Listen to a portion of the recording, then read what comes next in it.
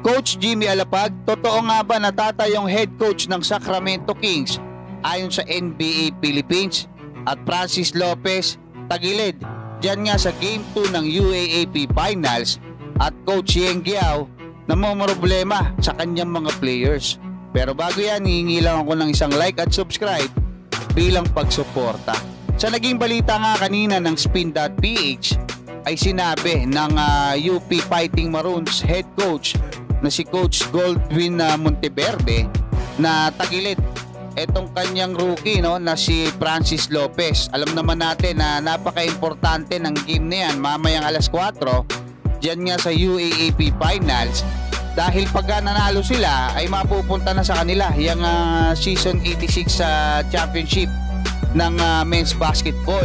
At napaka-importante rin sa kanila itong rookie na to na si Francis Lopez na nakapagtala ng 15 points at 11 rebounds doon sa Game 1. Ayon kay Coach Monteverde ay mamaya pa sila magdidesisyon bago nga magsimula yung laro. Pero yun nga, syempre papalagyan kahit hindi maglaro etong si Francis Lopez. Yun nga lang, talagang napakalaking gawalan yan kung hindi magiging okay etong Rookie of the Year ng UAAP.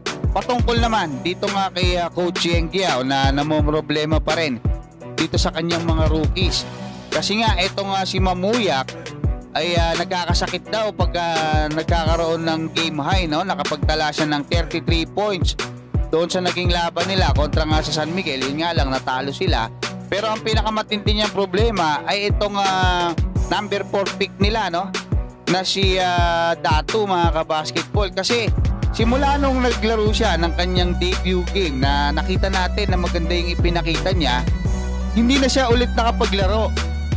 At ayon nga kay Coach Yeng Guiao, pangatlong beses na yan, na pagdating naman daw sa practice, okay naman daw siya yung itong player niya na to, Pero kapag maglalaro na, pag game day na, nagkakasakit. Ngayon lang daw siya nakakita ng ganyan.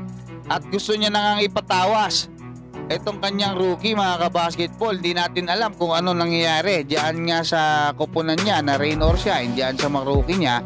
Ngayon naman, na-excite ako dito nung nabasa ko to kanina na si Coach Jimmy Alapag nga, nakasalukuyang player development coach o isa sa mga assistant coach nitong Sacramento Kings, ay magiging head coach para sa game na to, sa Sacramento Kings kontra nga dito sa Denver Nuggets, na ongoing na po yan, mga kabasketball. Siguro second quarter na nang sinasalita ko to, Pero nung tiningnan ko, nandoon naman yung kanilang head coach.